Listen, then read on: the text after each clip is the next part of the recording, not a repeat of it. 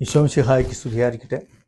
പരമപരിശുദ്ധ തൃത്വ കാരുണ്യത്തിന് എന്നേരവും ആരാധനയും സ്തുതിയും പോഴ്ചയും ഉണ്ടായിരിക്കട്ടെ.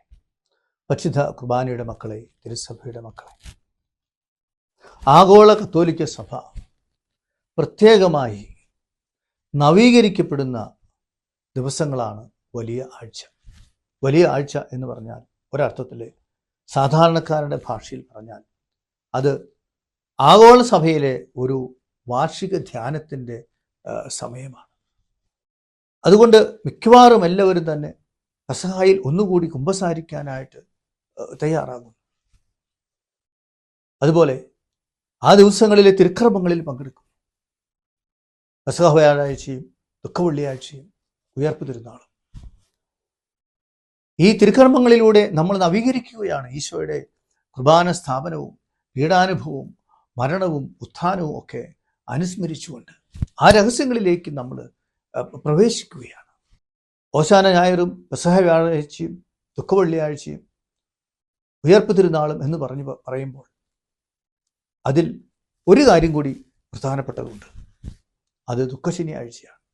ദുഃഖശനിയാഴ്ചയിലെ തിരുക്കർമ്മങ്ങളിൽ ഒരുപാട് പേര് പങ്കെടുക്കാറില്ല. പക്ഷേ ദുഃഖശനിയാഴ്ചയിലെ തിരുക്കർമ്മങ്ങളും എത്രയോ പ്രധാനപ്പെട്ടതാണ്. അന്നാണ് നമ്മൾ വെള്ളം വെഞ്ചിരിക്കുന്നത്, തിരി കത്തിച്ച് കുടുംബങ്ങളിലേക്ക് കൊണ്ടുപോകുന്നത്.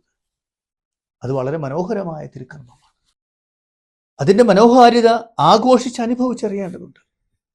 പക്ഷേ എങ്ങനെയോ ഇന്ന് അതൊക്കെ വളരെ വളരെ ലളിതമായി ചുരുക്കമായിട്ട് നടത്തുന്ന ഒരു പ്രതീതിയാണ് നമ്മൾ കാണുന്നത്. പക്ഷേ അത് ആഘോഷമായിട്ട് നടത്തുന്ന ഒരു അനുഭവത്തെക്കുറിച്ചാണ് പങ്കുവയ്ക്കാനായിട്ട് ഉള്ളത്.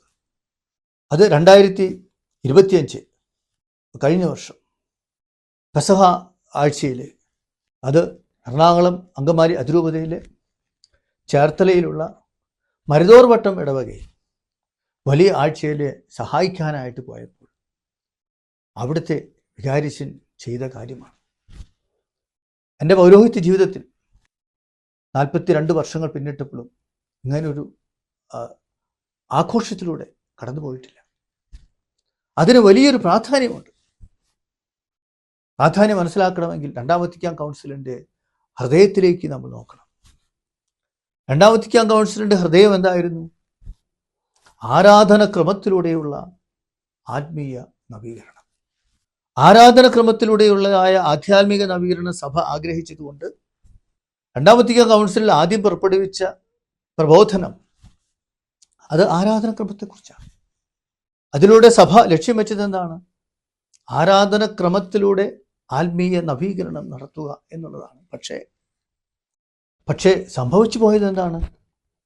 ആരാധനക്രമത്തിലൂടെ ആത്മീയ നവീകരണം സംഭവിക്കുക എന്ന ലക്ഷ്യത്തിന് പകരം ആരാധനക്രമങ്ങളെ ചെറുതാക്കി ചുരുക്കുന്ന പ്രവണതയിൽ പെട്ടുപോയി. അത് വിശുദ്ധ ജോൺ പോൾ രണ്ടാമൻ മാർപ്പാപ്പ സഭയും പരിശുദ്ധ കുർബാനയും എന്ന ചാക്രി ലേഖനത്തിൽ 10ാമത്തെ നമ്പറിൽ വ്യക്തമായിട്ട് പറയുന്നുണ്ട്. രണ്ടാം വത്തിക്കാൻ കൗൺസിലിൽ സംഭവിച്ചു പോയ പാളിച്ച ചുരുക്കുന്ന പ്രവണതയാണ്. Extremely reductive understanding of the liturgy എന്ന് ഇംഗ്ലീഷിൽ പറയും. പച്ച മലയാളത്തിൽ പറഞ്ഞാൽ ഞാൻ പറയും ചുരുക്കോളജി പിശാച്. ചുരുക്കുന്ന പ്രവണത ഇതാണ് ആഗോള സഭയിൽ സംഭവിച്ചു പോയത്.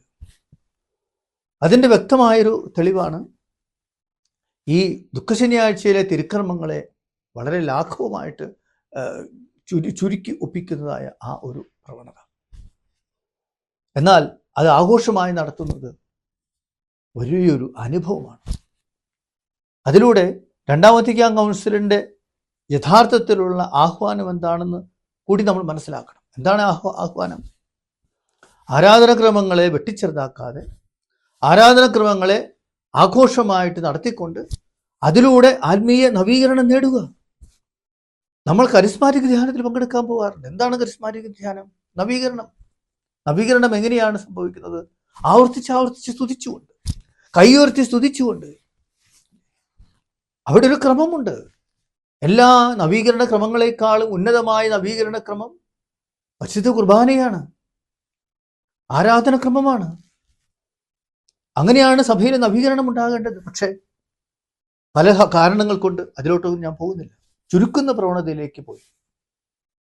അത് തിരുത്തപ്പെടേണ്ടതുണ്ട്. അതിന് മാതൃകയാണ് ഈ ദുഃഖശനിയാഴ്ചയിലെ മനോഹരമായ സുന്ദരമായ ഈ ആഘോഷം. നമുക്കതിൽ ഇപ്പോൾ പങ്കെടുക്കാം. അങ്ങനെ രണ്ടാം വത്തിക്കാൻ കൗൺസിൽ ആവശ്യപ്പെടുന്നതായ ആരാധനക്രമത്തിലൂടെയുള്ള ആത്മീയ നവീകരണത്തിലേക്ക് വളരുവാൻ, ആരാധനക്രമത്തിന് അർഹമായ സമയവും പ്രാധാന്യവും നൽകിക്കൊണ്ട് നവീകരിക്കപ്പെടുന്നവരാകുവാൻ നമ്മൾക്ക് സാധിക്കട്ടെ. ആരാധനക്രമത്തെ അർത്ഥമില്ലാത്ത ആചാരമാണെന്ന് പറഞ്ഞുകൊണ്ട് നമ്മുടെ സൗകര്യങ്ങൾക്കനുസരിച്ച് ചുരുക്കാനുള്ളതല്ല, മറിച്ച് ഉദാരതയോടുകൂടി നമ്മുടെ മേൽ കൃപയ്ക്കുമേൽ കൃപ വർഷിക്കുന്ന, അനുഗ്രഹങ്ങൾ വർഷിക്കുന്ന ആരാധന ക്രമത്തിലേക്ക് ദൈവം കാണിക്കുന്ന ആ ഉദാരതയ്ക്കനുസരിച്ച് ദൈവത്തോട്, ആരാധന ക്രമത്തോട് ഉദാരതയുള്ളവരാകുവാൻ, അർഹമായ സമയം നൽകുന്നവരാകുവാൻ നമ്മൾക്ക് സാധിക്കട്ടെ. പരമപരിശുദ്ധ തൃത്വകാരുണ്യത്തിന് എന്നേരവും ആരാധനയും സ്തുതിയും പുകഴ്ചയും ഉണ്ടായിരിക്കട്ടെ. ആമേൻ.